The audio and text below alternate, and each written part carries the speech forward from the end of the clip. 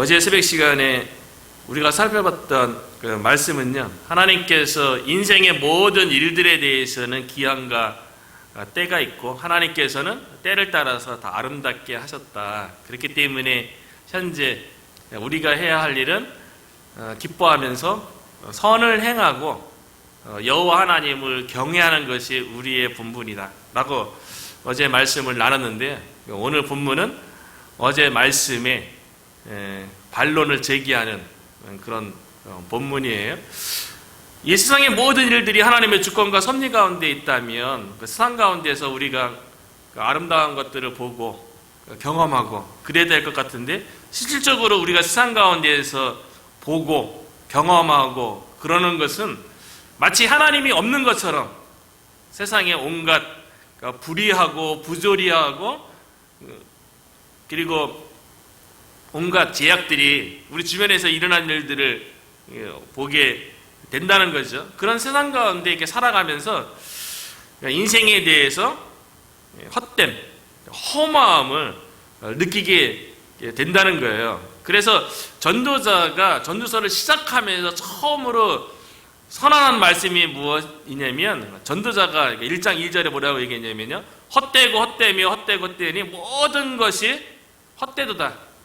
히브리어의 문법에 의하면 비교법이라든가 강조법, 채상법 이런 거는 같은 단어를 반복하는 거예요. 같은 문장을 반복하면 점점 강도가 세지는 거거든요. 그래서 3번 정도 이야기하면 최상급, 최고 그런 건데 5번을 얘기하니까요, 헛되다. 헛되는 게 진짜 헛되다는 거예요. 헛되다. 이게 이제 히브리어로 헤벨의 의미가 입김, 수증기, 안개 그런 거거든요. 뭔가 이렇게 보이는 것 같지만 실체가 없고 금방 사라지는 것. 그래서 해 아래서 수고하는 모든 수고가 사람에게 무엇이 유익하겠는가? 입김과 안개와 수증기와 같은 것들이라는 거예요. 우리가 열심히 노력해서 수고해서 얻는 것들, 그것이 물질일 수 있고, 그것이 지식일 수 있고, 그것이 명예일 수 있고, 그것이 내가 가지고 있는 모든 것들, 그러나 다 입김과 수증기 같다고 이미 전도자가 서두에서 선언을 했는데요. 그러니까 인생에 있어서 전도자는 인생 자체가 무한한 인생이 아니잖아요. 제한된 연수 속에서 살아가는 일시적인 인생에 대해서 덧없음, 무의미함, 공허함 이런 것들은 부모님도 나이가 많이 들으시니까 때때로 그 덧없음에 대해서 통하다 보면 종종 듣게 되거든요. 근데 또 노인복지센터 어르신들에도 종종 보면 인생의 덧없음에 대해서 나이 들면 들수록 뭘 위해서 그렇게 열심히 살아왔던가 그런 얘기를 종종 듣게 되게 되는데요. 오늘 본문에서는 어제 본문과 좀 다르게 세상에 있는 전도자가 느끼는 두 가지 헛됨, 허무함에 대해서 언급하고, 우리가 읽은 9절에는 직접적으로 4절, 7절, 8절에서 헛되다, 안개와 같다, 바람을 잡는 것 같다 이렇게 직접 언급하는데요. 그 중에서 이제 두 가지를 먼저 세상에서 느끼는 헛됨, 허무함 두 가지를 보려고 하는데, 첫 번째 전도자가 느꼈던 허무함은 뭐냐면, 세상에서 온갖 학대가 이루어지고 있는 것으로 본 거예요.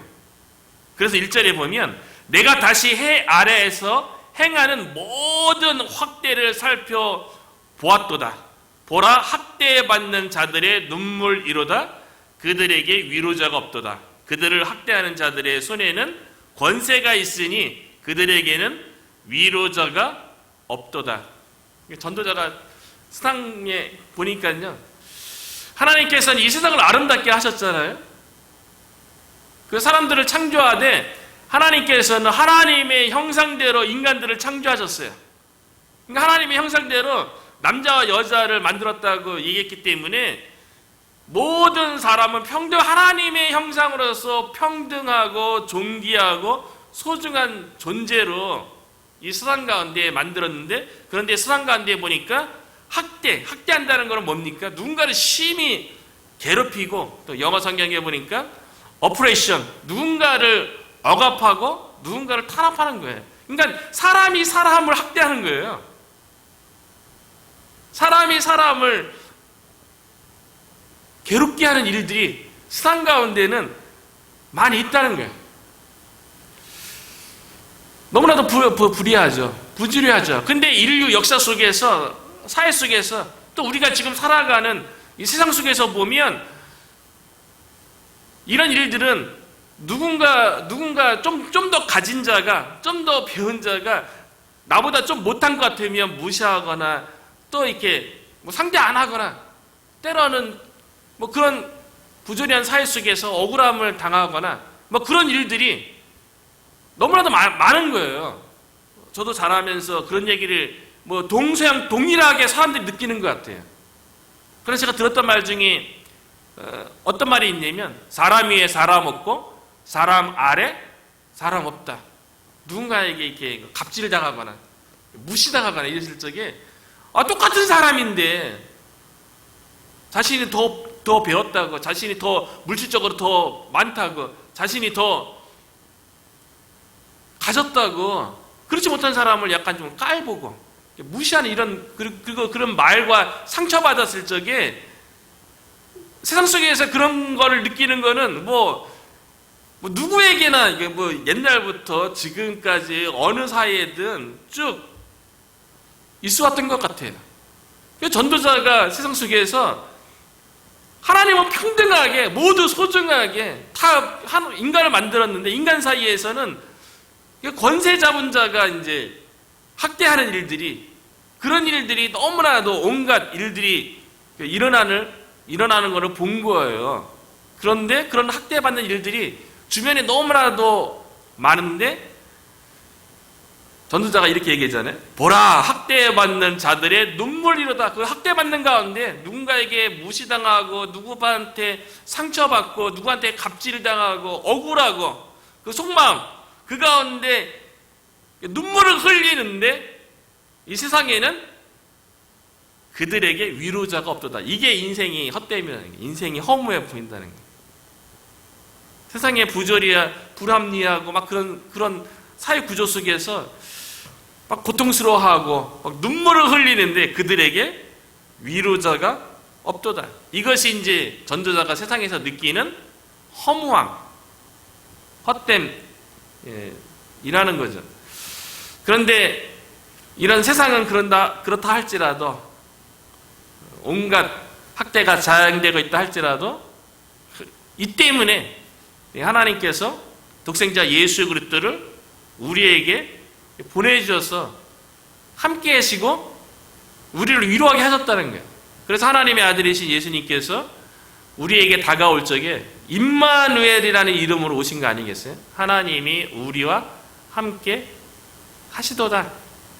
세상에서 학대받는 가운데 우리가 눈물 흘리고 있을 때에 우리가 홀로 있는 것이 아니라 하나님의 아들이신 예수님이 우리와 함께 하신다는 거죠. 그 예수님이 우리를 위로하시는 거예요. 그 눈물 가운데, 그 고통 가운데, 그 괴롭힘 당하는 가운데 위로한다는 거죠. 그래서 그 예수님께서 부활 승천하시면서 약속한 것이 무엇이냐면 우리에게 보혜사 성령을 보내주시겠다는 거예요. 그래서 요한복음 14장 16절에 보니까 내가 아버지께 구하겠으니 그가 또 다른 보혜사를 너희에게 주사 영원토록 너희와 함께 있게 하느니. 보혜사 성령을 통해서 우리와 함께 하시겠다는 거예요. 그러니까 보혜사란 말 뜻 자체가 옆에서 돕는 분, 또 위로자. 그러니까 전도자는 세상에서는 위로자가 없다 그랬는데 예수 그리스도를 믿는 하나님의 자녀에게는 위로자가 있는 거죠. 그러니까 세상 속에서는 헛된 거 허무함을 느끼는데 하나님을 믿는 우리에게는 성령님이 우리 가운데 내주하셔서 위로자가 있다는 거예요. 이게 은혜죠. 이게 감사죠. 성령님의 위로가 세상 가운데 우리가 눈물을 흘릴 때 큰 위로가 저와 여러분에게 주어지기를 축원합니다. 그 두 번째 전도자가 세상 속에서 본 헛됨, 험함은요, 세상에서 경쟁하면서 시기받는 것, 이게 헛되다고 이야기하고 있어요. 그래서 4절에 보니까 내가 또 본즉 사람이 모든 수고와 모든 재주로 말미암아 이웃에게 시기를 받으니 이것도 헛되어 바람을 잡는 것이로다. 4절에 있는 이 전도자가 본 케이스는요, 성공한 케이스예요. 어차피 세상은 경쟁 사회 아니겠어요? 서로 비교하고 더 뛰어난 사람, 더 능력 있는 사람, 더 재주 있는 사람이 이기는 게 세상이에요. 그리고 지면 도태되어지고 낙오되어지고 그런 불합리한 사회죠. 그런데 전도자가 딱 보니까요, 어떤 사람이 재주도 있어요. 그 수고도 되게 열심히 했어요. 그래서 이겼어요. 그런데 그거로 인해서 주변 사람들에게, 이웃에게 시기를 받는 거예요. 시기. 내가 그렇게 노력하고 내가 열심히 노력해서 뭔가를 얻었고 성공했고 높아졌는데 주변 사람들이 바라보는 시선은 뭐냐면 시기, 질투라는 거예요. 아, 내가 이렇게 열심히 살아온 게 다른 사람들한테 시기받기 위해서 이렇게 열심히 살아왔나? 그렇게 허무함과 헛됨을 느낀다는 거예요.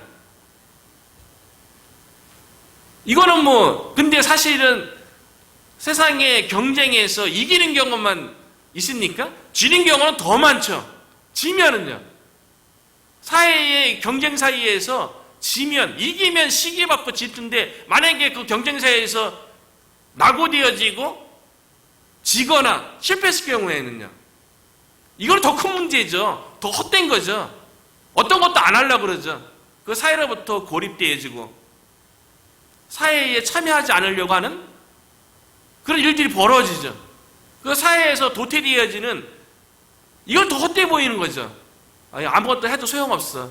나는 어차피 낙오자고, 나는 어차피 실패자니까 아무것도 안 할 거야.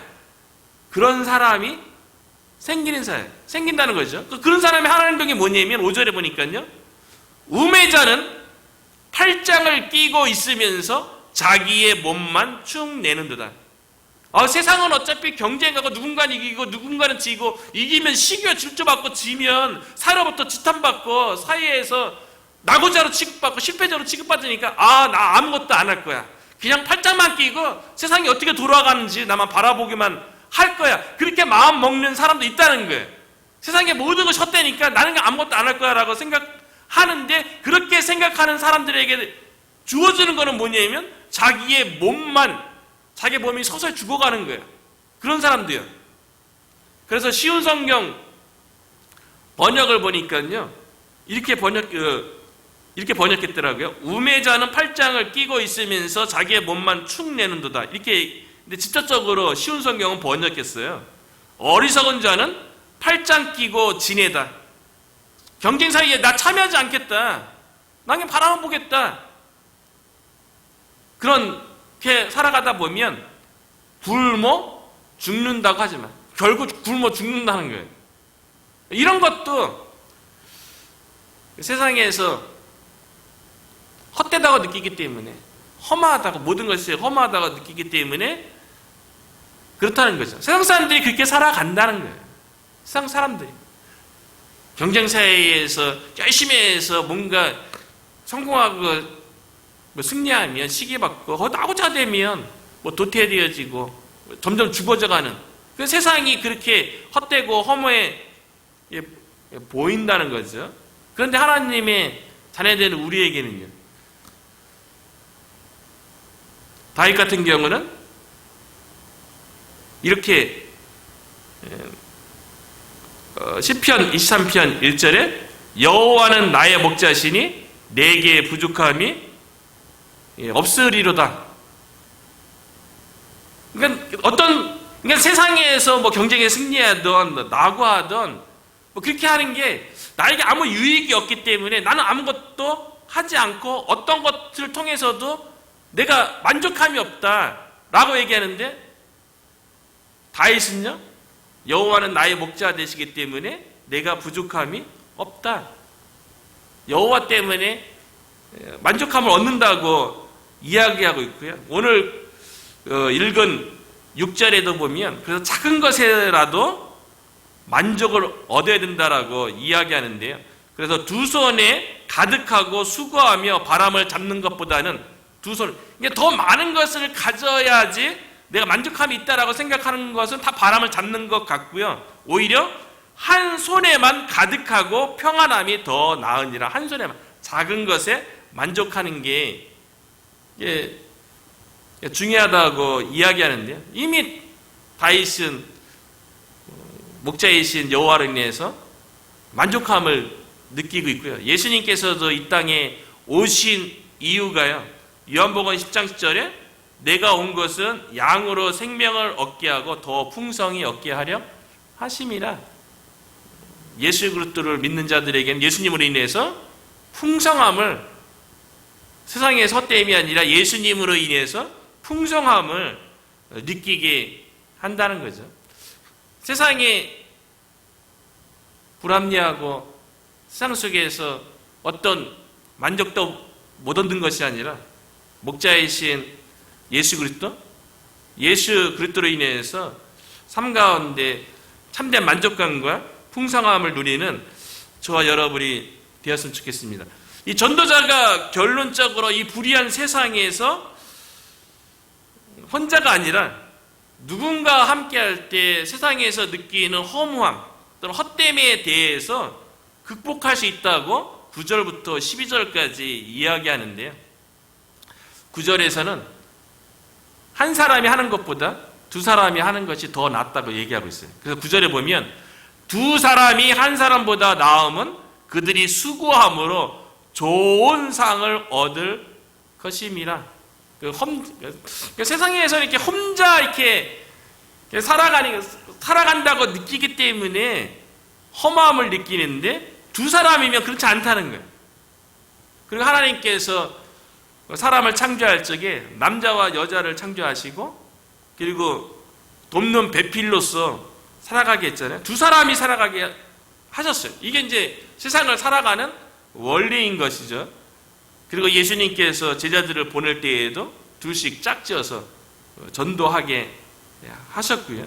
그 예수님께서 마태복음 18장 20절에는 두세 사람이 내 이름으로 모인 것에는 나도 그들 중에 있느니라. 2명 이상 예수님의 이름으로 모인 것에 함께 하시겠다고, 함께 하는 것에 대해서, 연합의 중요성에 대해서 얘기했다는 거예요. 그리고 10절에 또 보면 혼자 하면 넘어질 수 있지만 함께 하면 이렇게 세워줄 수 있다고 이야기하는데요. 혹시 그들이 넘어지면 하나가 그 동물을 붙들어 일으키려니와 홀로 있어 넘어지고 붙들어 일으킬 자가 없는 자에게는 화가 있으리라. 오늘도 PC의 목사님들과 함께 온난 줌으로 교제하는 모임을 갔는데 그곳에서 종종 얘기되어지는 것들이 뭐냐면 목회는 혼자 하는 것이 아니라고. 혼자 이렇게 목회를 하다 보면 자기 자신에 대해서 객관적으로 되돌아보지 못하고 때로는 교만해서 넘어지기도 하고 때로는 낭망했을 적에 실족했을 적에 누군가가 위로하고 붙들어주지 없어서 실패하는 경우가 있다고. 그러니까 그런 얘기가 종종 나눠요. 그래서 목사님들 모임을 통해서 서로 기도 제목을 나누고 삶을 나누면서 서로 위로도 하고 격려도 하고 기도 제목을 함께 나누는 가운데 서로 세워주는 그런 시간을 갖게 되어지는데요. 그렇죠? 혼자 있으면 넘어지면 일으켜줄 사람이 없죠. 두 사람이 함께하면 누군가가 넘어졌을 때 일으켜 세워줄 수가 있는 거죠. 저와 여러분의 관계가 때로는 누군가가 힘들어하고 어려워하면 서로 일으켜질 수 있는 그런 복된 관계가 되기를 축원합니다. 11절에 보니까요, 함께, 두 사람이 함께하는 것에 대해서 계속 이야기하는데요. 11절에도 보면 또 두 사람이 함께 누우면 따뜻하거니와 한 사람이면 어찌 따뜻하랴. 이스라엘의 자연 환경 속에서 여행을 하다 보면 낮에는 뜨겁고 밤에는 차가운 날씨 아니겠어요? 차가운 가운데 두 사람이 함께 누우면 따뜻하지만 한 사람이면 그 차가운 거를 홀로 다 감당하는 거죠. 두 사람이 함께 할 때 승리할 수 있음을 이해하고 있고요. 그래서 마지막 12절에도 보면 한 사람이면 패하겠거니와 두 사람이면 맞설 수 있나니 세 겹줄은 쉽게 끊어지지 아니하느니라. 이스라엘의 그 환경 가운데 여행을 하다 보면 그저 강도를 만날 수도 있죠. 또 짐승을 만날 수도 있고 한 사람이면 패하는 거죠. 그런데 두 사람이 있으면 함께 합심해서 또 두 사람보다 또 세 사람이 있으면 쉽게 이기게 된다고 얘기하는데요. 그래서 삼겹줄은 쉽게 끊어지지 아니하니라. 우리가 혼자 홀로 서 있는 것이 아니라 내 주변에 두 사람, 세 사람 같은 마음, 같은 뜻으로 연합하고 함께 한다면 이 불의한 세상 속에서 모든 것이 헛되고 험함을 느끼는 이 세상 속에서 우리가 하나님의 사역을 감당하고 하나님의 나라 확장해 가는데 우리가 쉽게 끊어지지 아니하고 실패하지 아니하고 함께하는 연합의 그 마음으로 우리에게 주어진 사명을 감당하고 우리의 믿음 생활, 믿음의 여정 가운데 늘 승리하게 될 줄로 믿습니다. 이 승리를 늘 9월 한 달 동안 쟁취하기를 축원합니다.